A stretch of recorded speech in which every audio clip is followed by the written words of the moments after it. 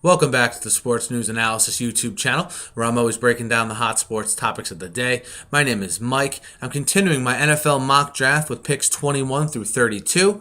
I've already done videos for picks 1 through 10 and 11 through 20, so be sure to check those out. In at pick 21 is the Cincinnati Bengals. I see them going on the defensive side of the ball with this pick, and more in particular at linebacker with Arthur Brown, the linebacker from Kansas State. His skill set perfectly matches what Marvin Lewis looks to do on defense, so I think this is a natural fit here late in the first round. Arthur Brown to the Bengals. At pick 22, the St. Louis Rams, their second pick of the first round. I think they go receiver here, and I think they go the way of Keenan Allen, wide receiver out of Cal. Because of a late season injury, you don't hear as many people talking about him. But I think when the dust settles, when he goes through all his workouts, I think he's going to be the top rated receiver in the draft. I think the Rams have a great need for receiver. And again, this is where a need meets talent. And I think this is a perfect fit here for Sam Bradford to get another weapon for his arsenal out there in St. Louis. At pick number 23, the Minnesota Vikings, I think they go wide receiver here as well. And they go with Cordarrelle Patterson from Tennessee. They don't need a speedster, slot, stretch the field kind of guy. They already have that in Percy Harvin. So although Tavon Austin might seem to be a good fit here from West Virginia, I think they'll go more for Patterson, a bigger target, a bigger receiver to complement Harvin, and again, to sort of round out the receiving cores for Christian Ponder. He has Rudolph at tight end. He has, obviously Percy Harvin to stretch the field, Adrian Peterson in the backfield. I think they surround Ponder with another wide receiver in Cordarrelle Patterson here with pick number 23.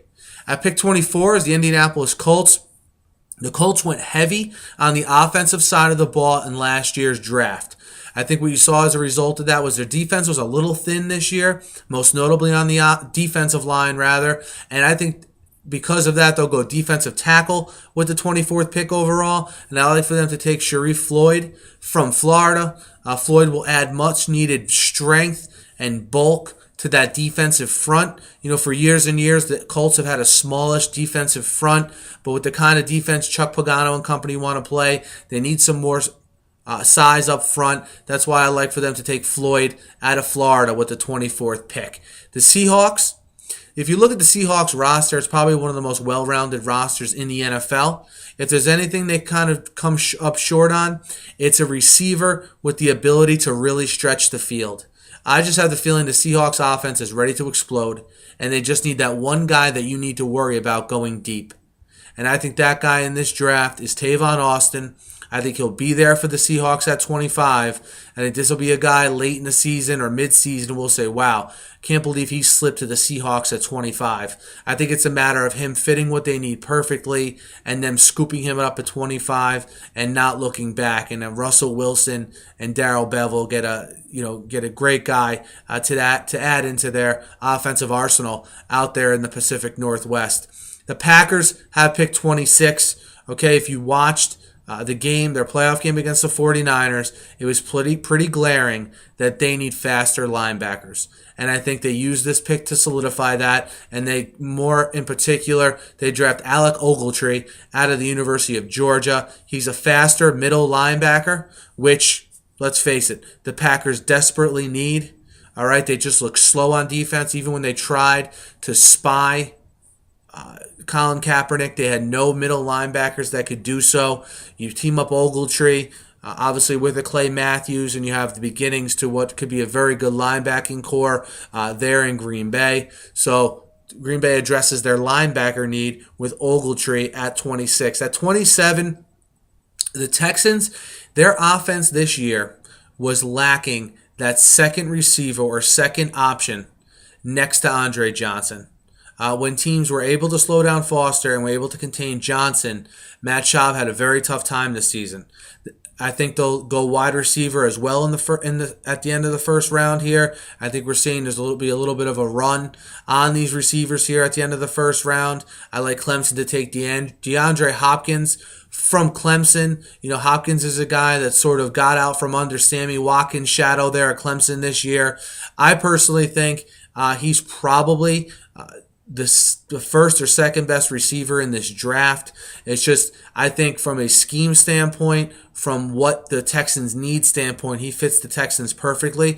And I really think he slides here probably later than he should, and that the Texans scoop him up here at 27. At 28, the Broncos have if you pick this late in the first round, you probably have a pretty good roster to begin with.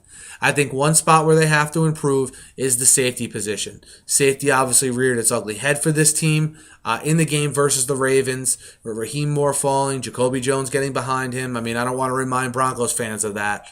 I think the Broncos go the way of Eric Reid from LSU with this pick. Eric Reid's a hard-hitting, sort of uses his body as a missile all over the field kind of player. I think that the Broncos have the discipline in place to kind of curb his enthusiasm and maybe his over-aggressive play. And I think that makes Eric Reid a tremendous value here at the end of the first round. He's a hard hitter, kind of the mold of a Steve Atwater and Brian Dawkins, who had success with Denver. I look for this again to be one of those steals of the draft we're talking about next year with whoever takes Eric Reid. And I really think the Broncos would be smart to take him there at 28. At 29... the Patriots, a lot of people are saying they're going to go for a receiver. I don't really see them going for a receiver, only because to learn the Patriots offense, to play with Tom Brady as a young receiver, it is very difficult. And I think if they want to pick up a receiver, they'll more likely go the free agent route to a more seasoned veteran. I think in this draft, I think they're nervous about signing Talib to a long-term contract because they're afraid of what, just his overall attitude and how he'll handle it.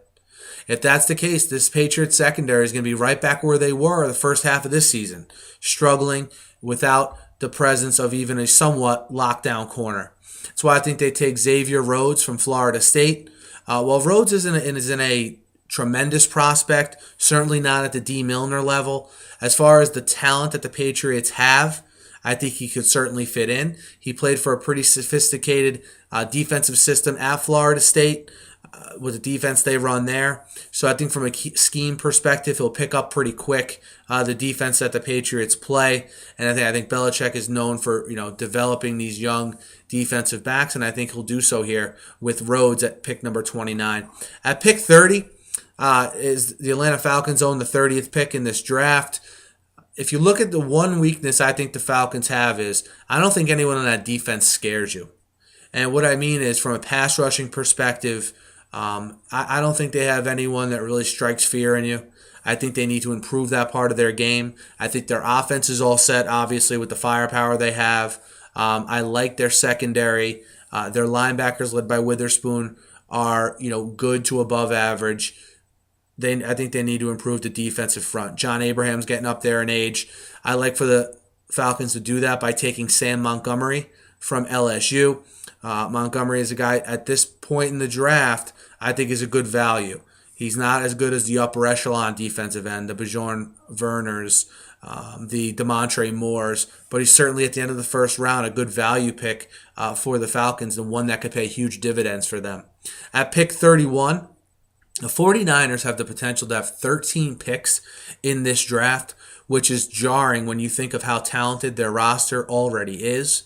I think if there's one position maybe they're a little lacking in, it's the safety position. That's why I think they take the South Carolina safety DJ Swearinger.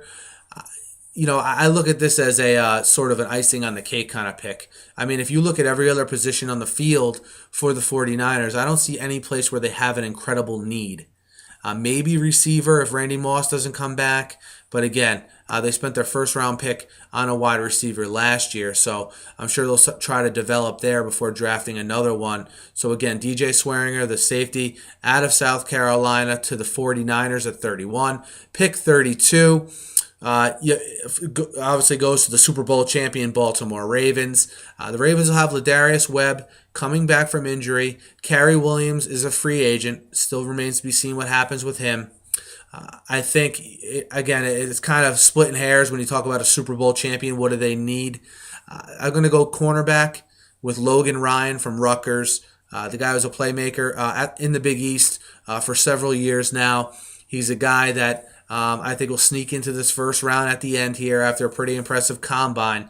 And I like the Ravens to go defense, to go cornerback, to Logan Ryan from Rutgers. Again, that concludes my mock draft. Be sure to check out the videos for picks 1 through 10 and 11 through 20.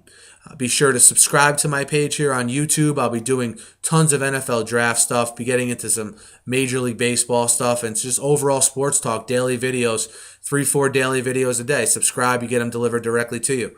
Thanks again for listening. Let me know what you think of my mock drafts, and as always, have a good night.